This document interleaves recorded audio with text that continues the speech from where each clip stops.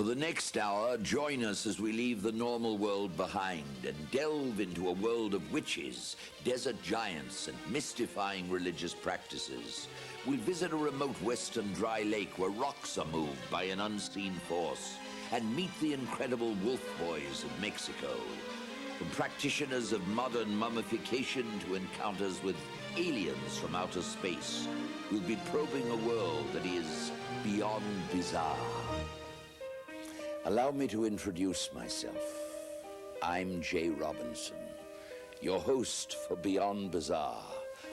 The dictionary defines bizarre as an adjective, a word meaning deviating from the customary, conceived or done with no reference to reality or common sense. Well, tonight we will be taking you well beyond the customary, the concept of reality, and some may say, well past what our culture considers common sense.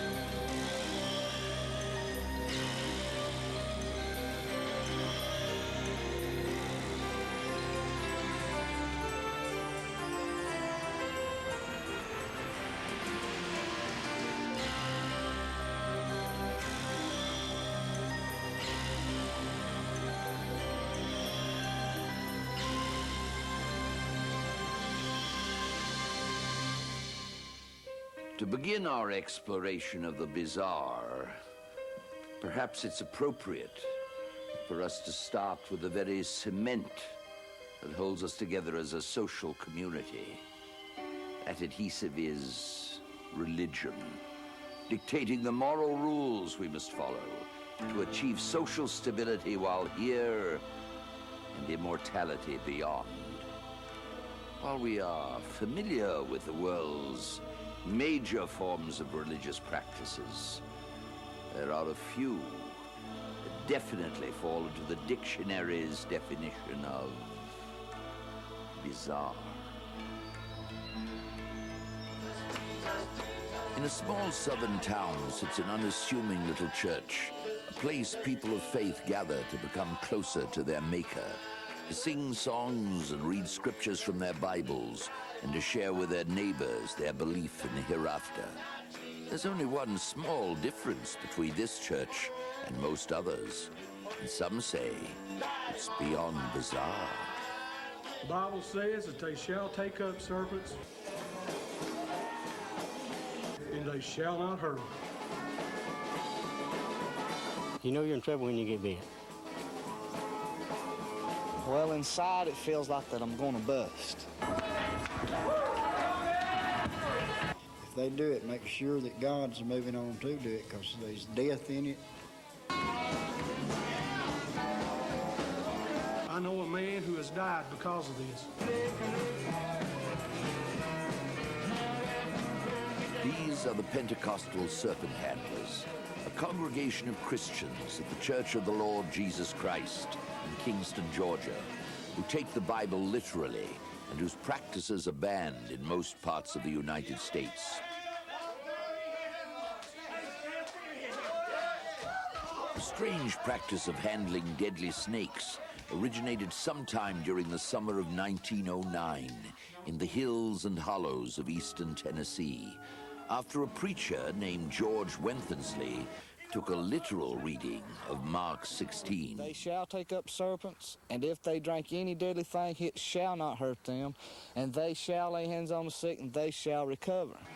Since its inception, numerous people have died while handling poisonous snakes during religious ceremonies. Yet many snake handlers who have practiced their faith for years are still around to talk about it, and many have been bitten numerous times. Been bit 116 times, and with cotton owls, northern copperheads, southern copperheads, broadband copperheads, western diamondback, and Pacific.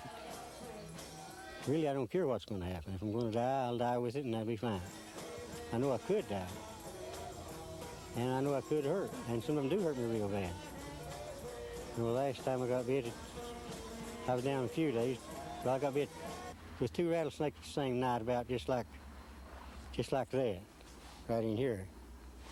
And well, I started hurting right quick, and I guess just 2 minutes time I was feeling very poor. Common knowledge among snake handling experts that diamondback rattlesnakes and cottonmouths are highly aggressive snakes, striking at the slightest movement. Death is almost always imminent if one doesn't seek medical attention. Therefore, it is questionable why these snakes seem so lethargic during this practice. And why do these believers seem to recover so quickly after being bitten? We believe that God can heal the sick, cleanse the lepers, and raise the dead, or whatever, that's necessary. I believe that God can do it. Another act of faith practiced religiously during the ceremony is the drinking of deadly poison. The scriptures in Mark 16 state, "And if they drink any deadly thing, it shall not hurt them." This poison happens to be the deadly and dreaded strychnine. Strychnine poisoning destroys the central nervous system by its effects on the brain. Symptoms are slurred speech, stiffening joints, jitters, nausea, and uncontrollable jerking, to be followed later by convulsions and death by restricted breathing. Yet none of these believers seems to show any ill effects after drinking the deadly brew. Strychnine, I wouldn't advise nobody even put up against their lips unless they're living right. Because now a snake, you might hang on, and God of mercy may not let it bother you. But most times, the person drinks strychnine, they'll hit the floor if they ain't living. The laying on of hands is also practiced by these Christian serpent handlers. They believe that through God, they can heal the sick.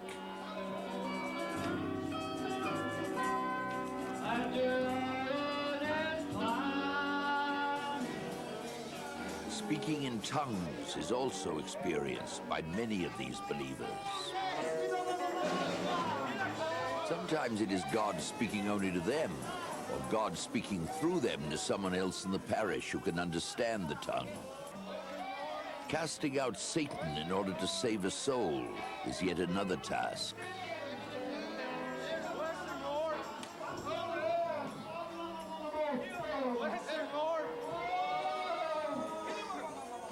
As the services drew to a close, our documentary crew was given permission to remove a sample of the liquid that they claimed was strychnine.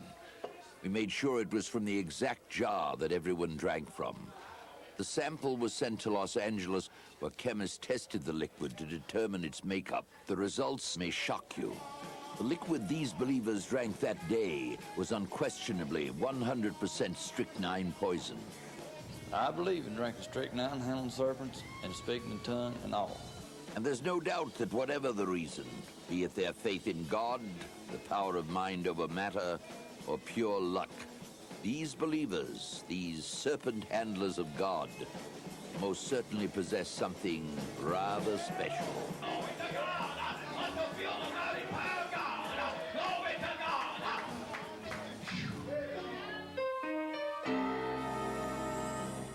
Another unique religious practice is that of witchcraft. Not demonic evil witches cast out from Satan's den, but rather good witches, witches that love the land and nature that surrounds them. They are the witches of Wicca, and their beliefs are as old as ancient times. In the name of our Lord and Lady, I welcome you into this temple of the Circle of Isis Rising. We in no way, shape, or form are connected with black magic practices, with satanic practices, or any of those negative sort of things. We primarily are an earth, nature-oriented religion.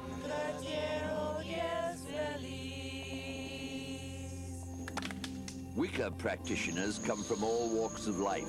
The high priestess is the queen of heaven, and in some respects resembles the Egyptian goddess Isis. She is light, love, and above all, fertility.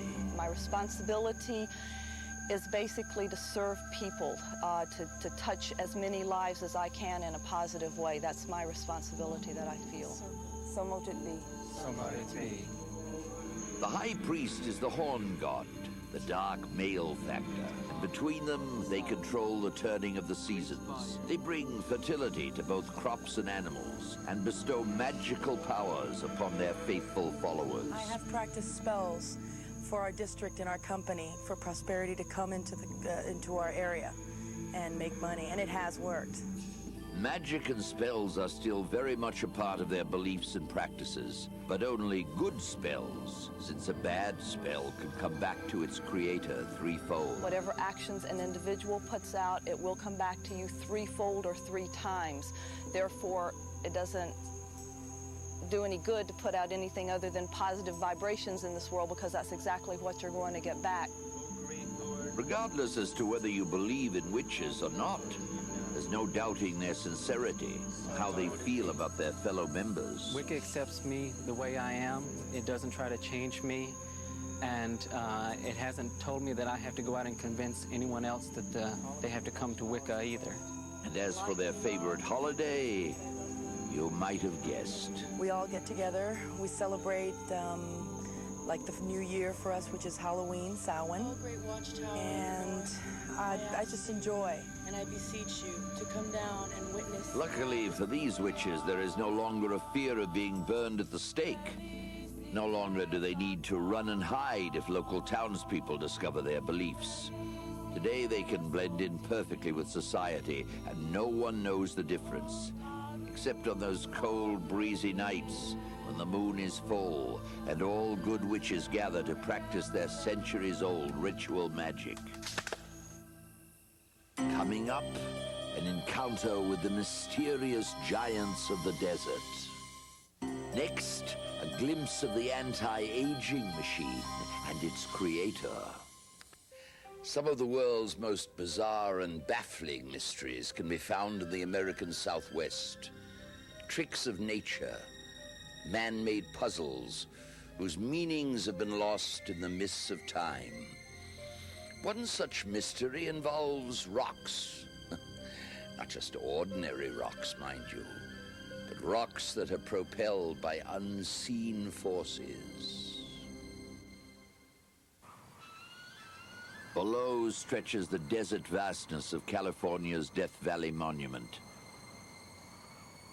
The Indians call it Tumesha, ground on fire, an appropriate name for a land where summertime soil temperatures reach 190 degrees, just 22 degrees below the boiling point of water. We join desert adventurer Glenn Turner on a journey to view one of nature's truly bizarre phenomena, Death Valley's rocks that move. It was about a year ago, and a friend of mine, Mike Ruin, and myself had come out here because we had heard about the rocks that moved. And when we came out to the area, it was so eerie just walking around. It was almost like there was almost like a presence. According to Glenn's account, he and his friend camped out on the Devil's Racetrack near a large boulder. In the morning, they awakened to an incredible surprise. The boulder, weighing well over 100 pounds, had moved 50 or 60 feet.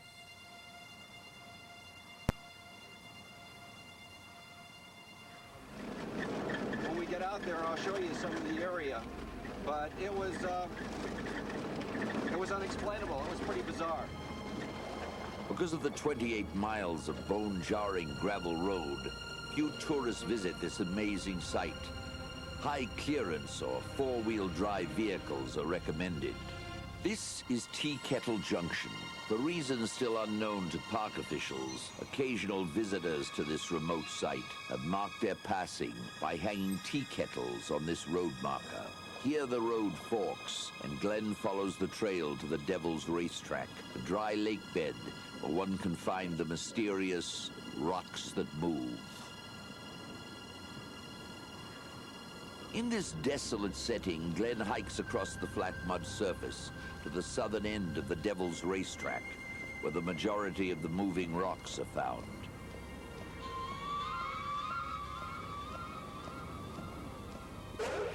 The Rocks ranging in size from small to large boulders, weighing 100 pounds or more, seem to be propelled over the racetrack by an unseen force, leaving a visible trail in the dry lake bed.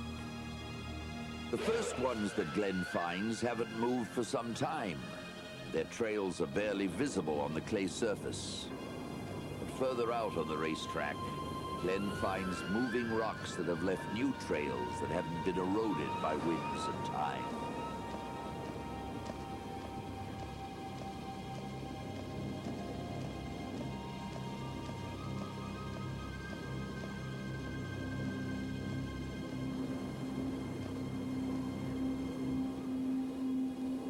First discovered by early Death Valley explorers, the rocks remain an unsolved phenomenon. But to this day, no one has seen them move. According to Ranger Shirley Harding, the current official explanation for the moving rocks is that in periods of precipitation, the dry lake becomes wet. When the surface freezes, the rocks are propelled by high winds across the icy terrain. But as Shirley explains, other theories abound. Some people thought just wind and the slick surface moves them. Some thought maybe UFOs, maybe something strange that we're never going to find out about. And in a way, we haven't. We've never seen it happen. We've just seen the evidence. Some dispute the wind and ice theory, pointing out that on some occasions, the trail left by the moving rocks have cut across a dry, cracked surface, as in this photograph taken in 1968. Till someone actually sees them move, Death Valley's racetrack rocks will remain an unsolved and bizarre mystery. Our journey into the bizarre has brought us here to the small farming community of Blythe, California. For it is here that one finds the mystifying Intalios, the giants of the desert. With mystery seeker and self-proclaimed desert rat Tom Hinshaw as our guide, we walk across a time-stained gravel mesa to examine a few of the widely scattered Intalios. The Intalios are huge human and animal representations etched into the desert surface. Just who made them, when, and why are questions that remain unanswered to this day. According to the present-day Mojave and Quitsan Indians of the lower Colorado River Basin, the human figures may represent Mastambo, creator of the earth. This barely discernible mountain lion figure may be a drawing of Hatakulya, or according to Indian mythology, helped in the creation. But what was their original purpose? Time they were made, they could have only been viewed in their entirety by high-flying birds. Modern man didn't discover their existence until the 1930s, when early-day aviators spotted them from the air. Veteran charter pilot Ed Venable flies north over the fertile Colorado River Basin to get a better look at the mysterious Intalios. Here at the desolate mesa overlooking the Colorado, one can finally see the giants of the desert in their entirety. Below, the man-like figure of Mastambo comes into view, along with the mountain lion, Hatakulya. Theories as to their purpose vary widely. Some say that they were sites where sacred ceremonial dances were held. If so, why their huge size? One of the human figures measures 171 feet from head to toe. Others theorize that the Intalios were attempts by early man to contact beings from outer space. Credible thought? Not really. When one delves into the history of unidentified flying objects.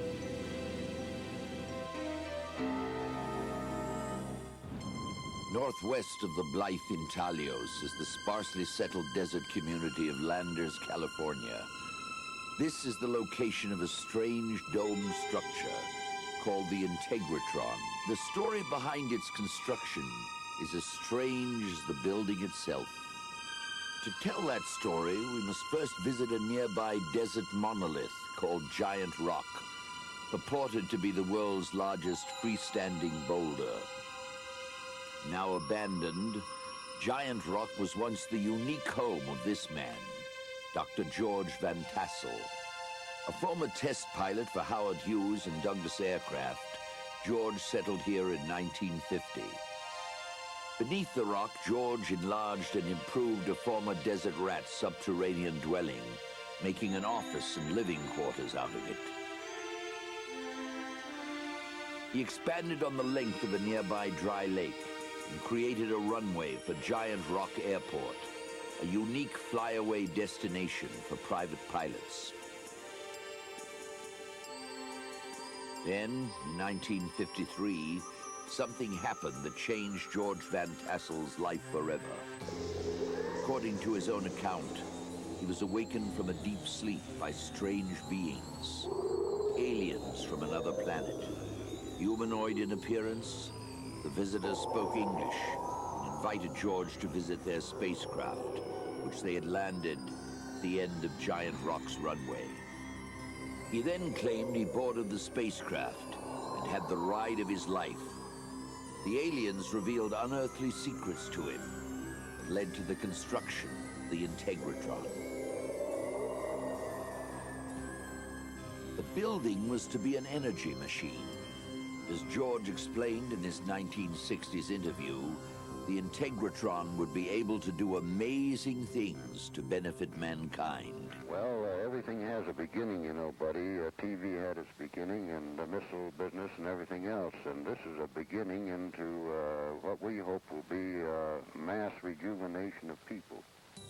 For 2 decades, George worked on his energy machine, spending thousands upon thousands of dollars on its all-wood construction. Unfortunately, he was never able to avail himself of the machine's rejuvenation capabilities, passing away before its completion. Today, the Integratron is owned by Emil Canning, who carries on the amazing story. Very few people have actually really been in here because he kept people out while he was building it. So out of that 20 years, maybe only the last couple of years people were able to go through it. So out of the thousands of people, very few have seen it. So I feel it's part of my responsibility to make it available for people to see it and experience it, not only for its historical properties, but also for the energy that's in this building. When you go outside and you look at the outside of the building, you'll see these spokes that are coming out. Those spokes were supposed to be powered by an air compressor, and that would lift them up and they would actually spin around the building. The same way in your automobile, you have a fan belt and that spins your alternator and your alternator generates power. When the outside of this building would spin, it would generate power. When it would generate power, then it would be animated in the field above us, and then it would come down this column where I'm now sitting and send out a wave of energy. And he said that if you walked through here or you sat where I'm sitting, you would experience re-energizing. And his vision was that he would take 10,000 people a day. They'd be lined up. They'd come in that door. They'd walk here. They'd sit here. They'd stand here. They'd get rejuvenated, and they'd walk out the other door. He said he could take 10 or 15 years of aging off of people. He didn't leave any written plans or written instructions. I never personally met the man. So all I have is the facility that he built and what people have told me about him and what people have told me that he was planning to do. So a lot of what I have to go on here is my best intuition, my best guess. Dr. George Van Tassel, more mysterious dead than alive. Did he really have encounters with aliens from another planet? Were the plans for the Integratron really channeled to him from space beings? Will Emil Canning be able to ultimately unravel the riddle of the giant energy machine's design and operation? Only time will tell. Till then, the Integratron will remain a perplexing desert enigma. Coming up, meet the amazing Wolf Boys of Mexico. Next, see the severed head of infamous bandit Joaquin Murrieta. Today's newspapers are full of UFO sightings, mysterious crop circles, and reports of alien abductions. Do humanoid-appearing creatures from other worlds really exist? Well, here's one man who claims they do. The ancient Romans called them fiery shields. The ancient Greeks called them chariots of fire. The ancient Chinese called them fire boats, B-O-A-T-S. And down through human history, it's recorded by people whose sole responsibility it was to record unusual aerial phenomena. This dates back thousands upon thousands of years, and it's continuing to this day. Meet Dr. Frank E. Strangers, author and lecturer on the subject of UFO phenomena. He is also the president of the National Investigations Committee on UFOs.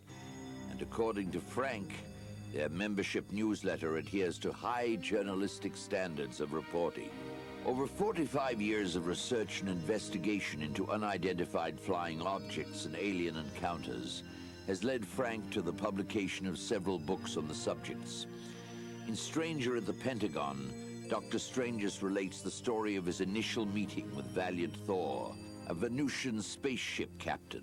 His relationship with Thor continues to this day. Commander Valiant Thor is an individual whose photograph was given to me by an Air Force photographer called August Roberts. And he gave me this picture, claiming that he took these pictures at a place in Highbridge, New Jersey, at the Lawn UFO lecture at the home of Howard Menger. I said, who is this man? He said, well, this man claims to come from another planet. I said, Augie, what have you been smoking?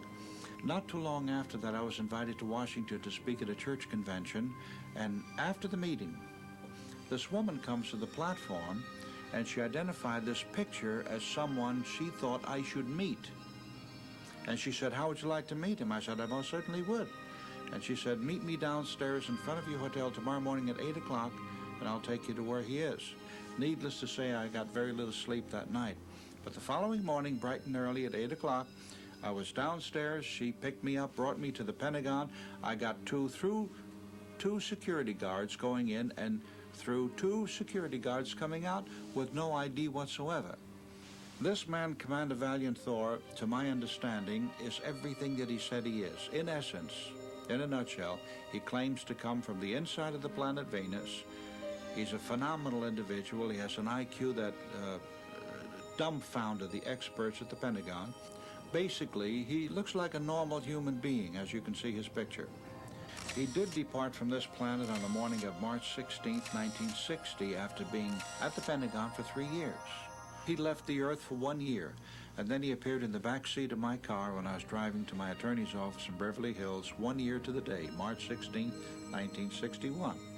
And this voice booms out of the back of my car, hello, Frank, how are you? Well, I nearly ran a red light. But after I parked the car, he got in like a normal individual in the front seat of the car, and he's been here ever since. According to Dr. Strangers, Valiant Thor's spacecraft is currently based somewhere in the desert terrain near Nevada's huge Lake Mead reservoir.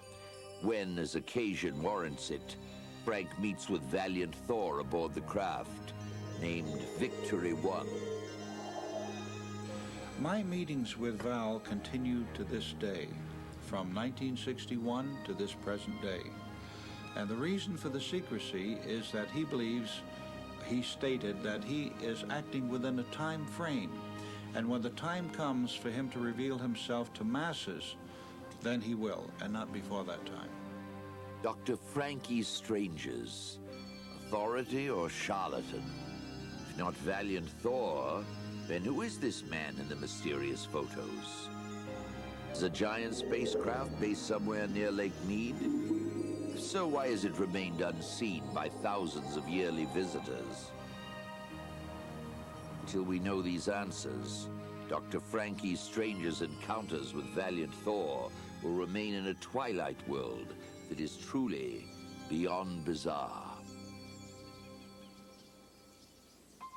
Dr. Strangers, a man who seems to be able to keep a cool head when confronted with the bizarre. California bandit Joaquin Murrieta wasn't so fortunate. He lost his head in an encounter with California Rangers in 1853. Walter Johnson of Santa Rosa, California, is a collector of Western memorabilia, and his prized relic is strange, to say the least. Well, really, almost all my life I've been interested in the Old West, mainly California history and Civil War in that era. And I've collected guns for several years and Indian artifacts and Western artifacts. But I believe my prize is my buddy here, old Joaquin Murrieta.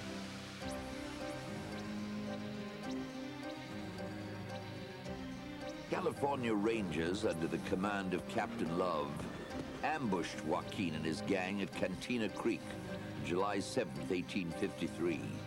As proof of their actions, they cut off Joaquin's head. For several years, it was displayed in California's saloons before being exhibited at the Stockton House. Walter Johnson is the present owner of this truly unique relic of Western history.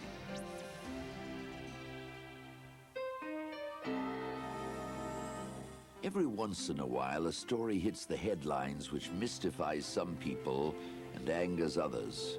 It's the case of two Mexican brothers dubbed the Wolf Boys, first appeared in the press. Many people around the world have dismissed it as apocryphal or quite simply a crude hoax. Circus performers Danny and Larry Ramos Gomez have been cruelly compared to werewolves because of a rare genetic disorder which has left them totally covered with thick, curly black hair from head to toe. Some people refuse to believe they even exist. 14-year-old Larry and little brother Danny, age 9, were born into poverty in a small Mexican village. A number of their relatives have also been affected by the rare syndrome. The brave brothers were paraded like freaks in a humiliating peep show and taunted as Los Niños Lobos, the Wolf Boys. But a chance to escape and see the world was offered to them by Roberto Campa, director of the Mexican National Circus, which he recently brought to England. I found the boys one time to work them in a carnival, and I talked to the parents, and I say I can teach the boys to be something, you know. I really feel like a father of the boys, really. I take it with me every place I go. What I plan to do myself is teach them to be a real good performer. They have the courage, you know, to go on the trapeze, so I know he's going to be a very good player. The little one, I think he's going to be good, but he likes to play too much. The brothers' medical condition has baffled experts here in Britain, and doctors who have examined them in Japan, Argentina, and America have also drawn a blank. We don't know exactly what causes the disorder because the condition itself is excessively rare, but we do have some information from drugs that produce a similar effect. Probably what's happening is the growth part of the hair cycle has been switched on continuously, and all the follicles of the body are affected, but particularly the face and the scalp. You like England? Bueno. Do you want to be in the circus all your life? Para mí, el circo es una vida. Si se muere el circo, yo me muero. He said to me, the circus is the life. If the circus die, I die too. Any treatment for this disorder would have to be linked to finding out why their hair follicles had been continuously stimulated. Shaving would just produce a temporary improvement in the same way that you just shave your beard. Same goes for electrolysis. It would produce a temporary improvement, but because of the constant stimulation, the hair would grow back. The boys have now returned home, but it was a sad day when the circus left town. The time came to say adios to the endearing Mexican visitors. Coming up, the modern miracle of people frozen in time. Next, journey from the ancient pharaohs to modern-day mummies. From time immemorial, man is worried about his mortality and the inevitability of death. In ancient Egypt, the pharaohs built great pyramids and temples to perpetuate their lifetime needs and conquests. In the far reaches of the Pacific, Polynesians interred the remains of royalty in secret caves to keep enemies from stealing the mana or powers within their bones. After the collapse of the Roman Empire and the Dark Ages, Europe's Reformation brought about new religious concepts concerning life after death and the salvation of souls. Funeral practices began to take their present form with burials in cemeteries. As Europe's small villages grew into towns, and from towns to great cities, space for the dead became prime real estate. This led to the creation of carnal houses, where the disinterred remains of former citizens were collected in a space-saving move. Incredibly enough, in some places, the practice continues to this day. With no more tombstones to mark their passing, village painters inscribe the deceased's names and dates of death on the exhumed skulls. They are then gathered in the carnal house, the final resting place, until a future generation decides they must be moved again.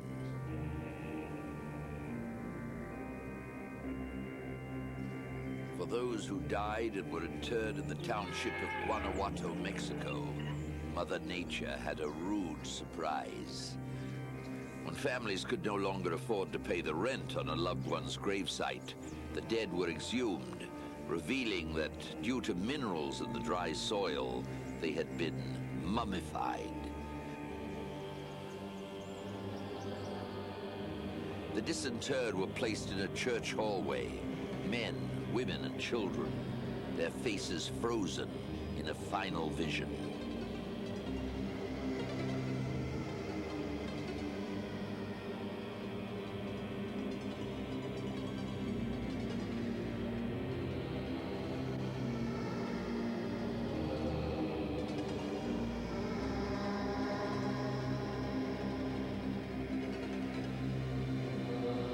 Many people, the specter of their eventual demise is unthinkable, so they seek immortality of body as well as soul.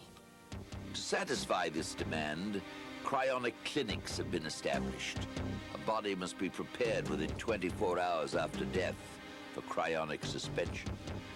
First, the blood is drained. Then a balanced salt solution is flushed through the circulatory system. Next, the body is connected to a perfusion apparatus, and a glycerol solution is placed into the deceased. This reduces freezing damage that might occur and prevents cell deterioration. By freezing the dead, it is hoped that sometime in the future the deceased can be brought back to life. TransTime of Berkeley, California, are cryonic specialists. The procedure is quite costly, so the money for it must be provided in a will.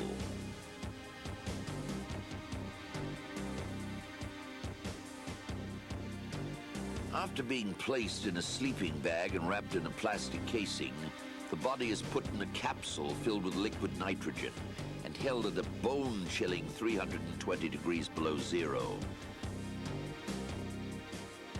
If cryonics proves successful, the future will be inhabited by humans from the past.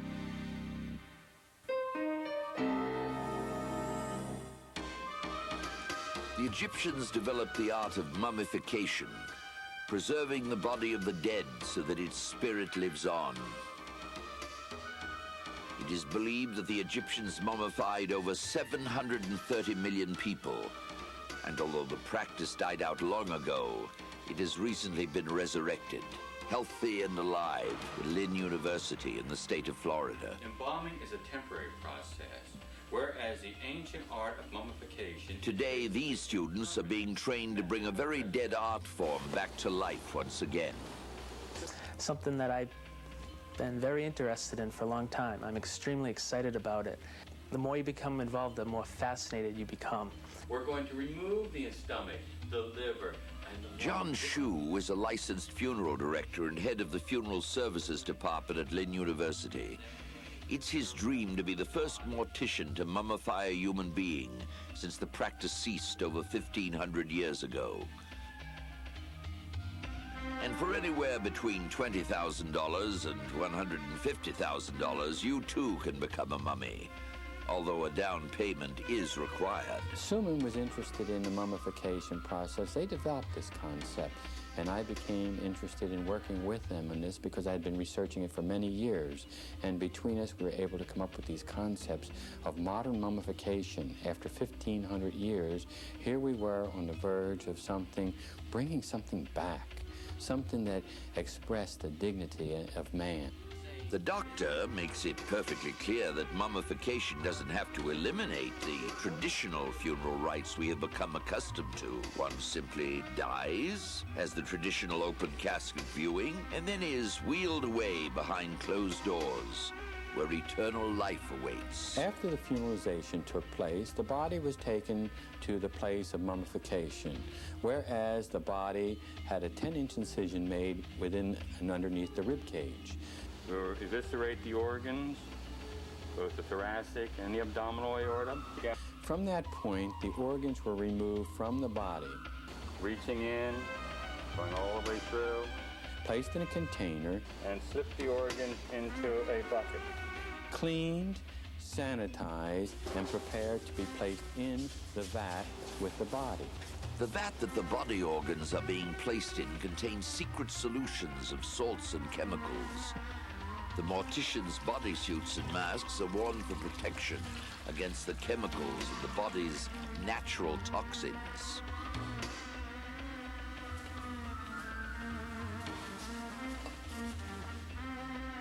The vat is then sealed shut, though every day it is reopened to pour in more solutions. Finally, after 7 to 12 days, the body is removed and placed once again on the operating table, where the all-too-familiar gauze is wrapped meticulously around the body. Later, a polyurethane solution is used to seal in the mummiform.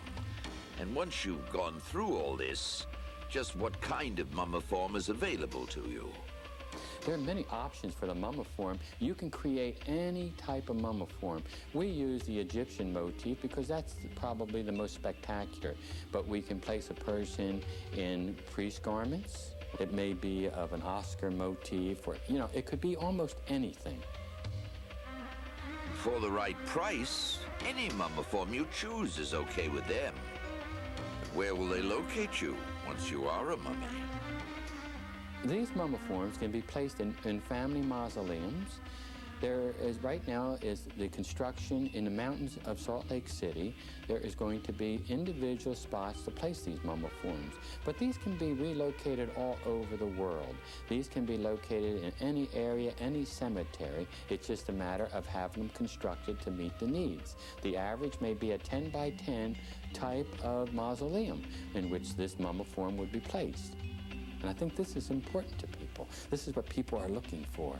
Something to say, yes, I have lived a life. What about your pets? Heaven forbid you go to that special place and forget your favorite animal. Well, don't worry. They've thought of everything. Summum in Utah has your critter companions in mind for the hereafter. Now, when you are finally sealed and resting in your tomb, you don't have to be alone. Fido could be a mummy, too. Rooster lived here at the pyramid for a number of years in the house with me, and she belongs to a lady by the name of Kay Henry. Rooster passed away about 6 months ago. When she passed away, her owner had decided that she wanted Rooster mummified, and she would like Rooster in her mausoleum space also. Because Kay Henry's going to be mummified. They'll a large mausoleum space, have some things in there, and Rooster's one of the most important things in her life because she was so loyal to her. And of course, the founder of Summum had his two house pets mummified when they passed away 2 years ago. Oscar the cat and Butch the Doberman Pinscher. Recently, he had them both x-rayed to determine their condition. A number of years have passed by, and the vets that x-rayed the cat were amazed at the detail that you could see through the x-rays into Oscar. All of the muscle tissue is just perfectly preserved. The lenses on his eyes are still perfectly preserved. Oscar is perfectly mummified. His body's perfectly preserved indefinitely, forever, as long as the planet happens to be around. Summum is a company that offers alternatives to mundane forms of burial. Once sealed within the mummiform and placed in the cliff-faced mausoleums, you, like the pharaohs, will be preserved forever. In today's fast-paced world of computer printouts, satellite communications, and space-age wizardry, it's somehow comforting to know that there are still people, places, and things that defy the concept of normality. That there are still individuals who refuse to fit a mold, and global mysteries that still defy scientific explanations. Until we meet again, I'm Jay Robinson, bringing you back to the everyday world, far removed from the realm that is beyond bizarre.